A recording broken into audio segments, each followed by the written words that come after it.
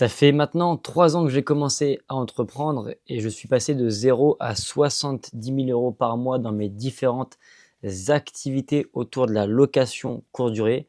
Donc que ce soit dans la conciergerie Airbnb, dans l'accompagnement et dans la collaboration commerciale de conciergerie Airbnb, mais également dans l'investissement immobilier.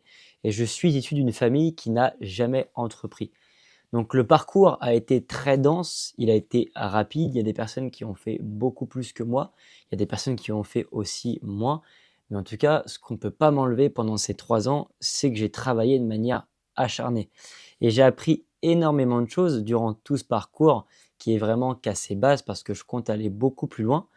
Mais j'ai appris des choses sur moi et aussi des choses, je pense, universelles qui peuvent nous permettre et peuvent permettre à ceux qui vont les appliquer d'atteindre des objectifs qui sont similaires, des niveaux de revenus qui sont similaires et des niveaux de revenus qui peuvent être encore plus élevés. Et donc, ce que j'ai appris en termes de méthodologie de travail qui m'a permis d'arriver jusqu'ici, c'est de travailler à la contrainte. Il y a très peu de personnes qui parlent de méthodes de travail qui nous permettent de pouvoir aller là où est-ce qu'on veut aller. Et il y a des systèmes qui, si on les applique dans notre quotidien, que ce soit en business ou autre, nous permettent de nous atteindre des objectifs plus facilement. Ce travail à la contrainte, c'est très simple. C'est une question qu'il faut se poser continuellement dans sa boîte.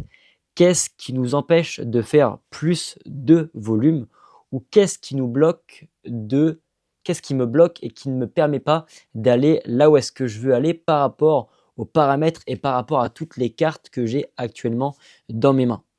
Et donc, il faut toujours identifier le facteur limitant qui nous empêche d'aller là où est-ce qu'on veut aller.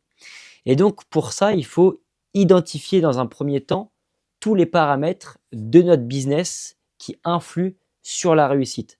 Je pense par exemple dans une entreprise d'accompagnement, quand on vend un infoproduit, quand on vend une formation, on va se fixer un objectif de chiffre, un objectif chiffré qui peut être par exemple 10 000 € par mois. Et donc pour aller à 10 000 € par mois, on va aller analyser toutes les étapes du funnel. Si demain on crée un accompagnement, on va avoir des appels de vente, on va aussi avoir des personnes qui vont prendre des rendez-vous avant de se présenter en appel de vente. Il va y avoir des personnes qui vont opt-in sur un funnel, donc sur une page d'opt-in, qui vont mettre leur mail, leur numéro de téléphone. Il y a des personnes qui vont voir nos vidéos. Et donc, il faut être capable d'identifier toutes les étapes qui vont permettre la vente pour pouvoir derrière fixer ce qu'on appelle des KPI, donc des clés, des indicateurs clés au niveau de tout notre funnel pour atteindre l'objectif. Et je vais te prendre un exemple très simple parce que ça te parle peut-être pas et c'est normal parce que quand on n'est pas habitué à tout ce vocabulaire, ça nous semble complètement flou. Mais je vais te prendre un exemple qui m'est arrivé dans mon parcours dans l'investissement immobilier. J'ai acheté un appartement après avoir eu une conciergerie qui tourne bien et cet appartement, j'en ai fait une love room. C'est un appartement où je fais vivre une expérience aux locataires avec baignoire balnéo, etc. Donc l'objectif, c'est de faire vivre une expérience, donc de se différencier par rapport à tous les biens qui sont présents sur Airbnb et donc de pouvoir louer plus souvent et plus cher. J'ai investi dans cette love room, ça a très bien fonctionné, on a un très haut niveau de rentabilité.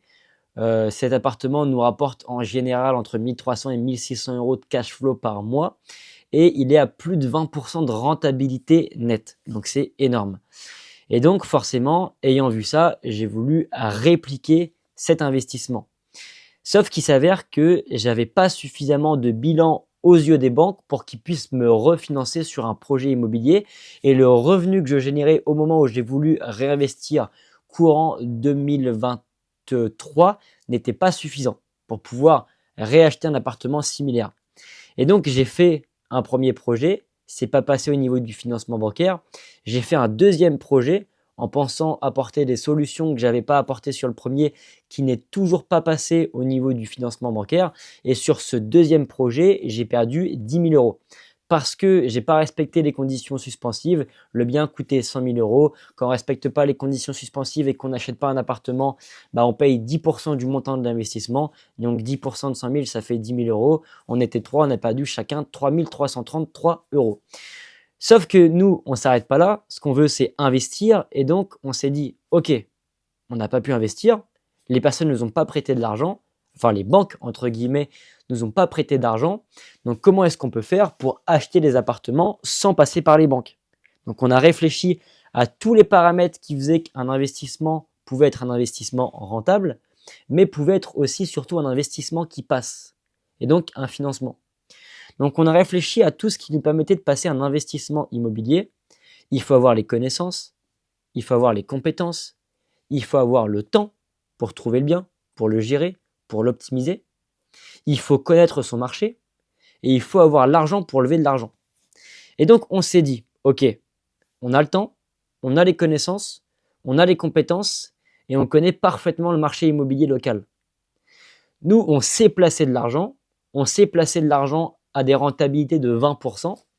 Et donc, on s'est dit, il y a des personnes qui ne savent pas placer de l'argent dans l'immobilier, il y a des personnes qui n'ont pas le temps. Pour autant, il y a plein de personnes qui veulent faire de l'argent dans l'immobilier, qui veulent se sécuriser, se créer un patrimoine. Donc, on s'est dit, le facteur limitant, c'est l'argent. On va trouver une personne qui a l'argent, mais qui n'a pas le temps, qui n'a pas aussi, pourquoi pas, les compétences et qui n'a pas envie d'investir dans l'immobilier, mais qui est intéressé pour un placement à 20% pour s'associer et donc mélanger nos compétences pour qu'on soit véritablement complémentaires. Et c'est donc ce qu'on a fait. On a créé un business plan qui a repris exactement ce qu'on a fait avec notre premier appartement, cette Love Room qui générait 20% de rentabilité, donc plus de 1300 € de cash flow.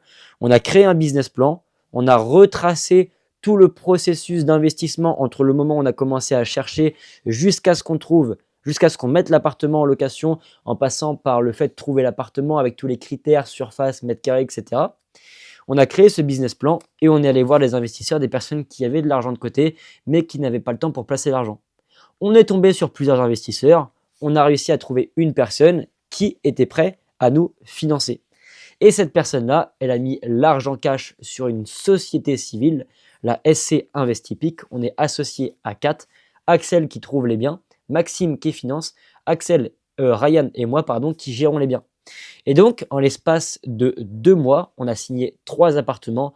On fait une jungle room, un chalet room et une luxury room en ayant mis 0 € d'apport et en ne passant pas par les banques. Pourquoi?